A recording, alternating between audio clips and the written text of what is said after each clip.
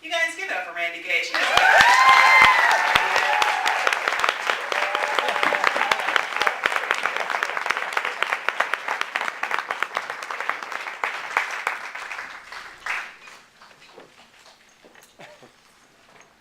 So I want us to explore hope and belief.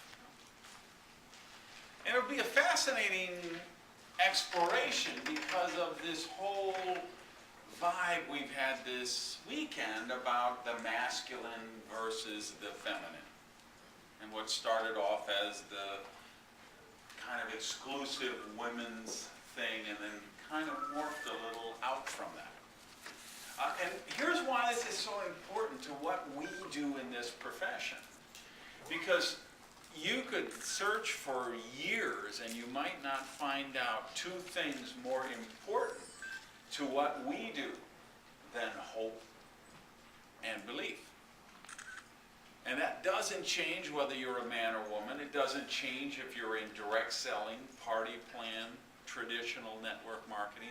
Everybody in this room is so enmeshed into, or needs to be so enmeshed in these concepts because of these two reasons. Hope is what brings us into the business, and belief is what keeps us in the business. And we have to be really cognizant of this, and we have to make sure when we think of our system, when we talk about our processes, when we think about how we counsel with our team, when we evaluate how we interact with our people, when we plan our training agendas and our curriculum and everything we're going to do to help support our team, we have to never lose sight of the fact that hope is what brings people into business and belief is what keeps people in the business. So in this short time we have before lunch, I want to talk about probably about 7 things. I want to get practical. I actually brought up a flip chart here, and we're going to get into some tangible, practical application stuff, because this is really important in terms of how do you make this work in your business? How do you make it happen? And the first thing I'm going to talk about won't surprise anybody who's familiar with my work. I'm going to say the first step to creating belief is going to be building a system for your team to follow. And maybe your company has that, maybe your sponsorship line has that, maybe they don't, because a lot of times they don't. And that's really been the focus of my work. If you haven't heard my story, I mean, the short version of it was I was about 20 years old, and I got a phone call from my business partner. So it's like a Thursday night, the phone rings, and it's Jim, and he says, hey, what are you doing Saturday afternoon? I want you to come over to the house and protect me. And I'm like, protect you? You know, from what? So I was at the gas station, I was filling up my car, there was a guy on the other side of the pump, he was filling up his car, he started talking to me, he's talking about making money, and I want you to come over to the house because I think he's Amway. Now I'm 20 years old, I say, Amway? What's Amway? He says, Amway, you know the thing, they draw the circle, and you know, it's all about the circles underneath the circles, and then the 5 get 5 more circles and all that. It's about making money. I'm like, Jimmy, I don't know anything about circles, I don't know anything about Amway, but if it's about making money, we need to talk to this guy, because we ain't making any money.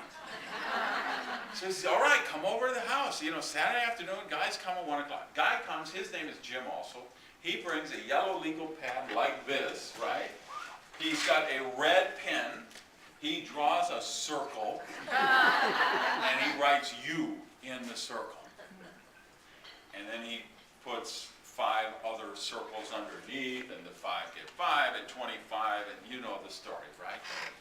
I'm absolutely mesmerized. So, of course, I join on the spot. Jimmy signs up so that he could sign me up, so you can see what a good job I did protecting him. And now I'm a new distributor in the Amway Corporation. Back in those days, and I'm going back, I'm 52 now, so we're talking 32 years ago, right? You join Amway, you got a binder like this thick, a 3-ring binder, okay? Some of you under 30, you don't even know what I'm talking about. This is what we used to have. They had 3 things in this big binder. So, and I didn't know nothing about the business, but they had these scripts, and they said, you know, just follow this script. So I got out my binder, and I picked up the phone, and I said, hello, friend's name here. This is your name here speaking, and I've got something I'm very excited about, and I'd like to share with you. What would be better, Tuesday night at 7 o'clock or Thursday night at 7:30? Now, and of course, Judy, what are my friends all saying? Why are you talking so funny? I schedule my first home presentation. I've got about 18 people, 15, 17, 18 people, I don't remember the exact number invited. Absolutely nobody shows up. So, should I have quit? Yeah, I mean, logic would tell quit, right? You heard the guys on the panel talking about this morning. That would have been, could have been, should have been the time I would have quit. But you know what I got out of that? What I got out of that was I was the most ambitious person that I knew.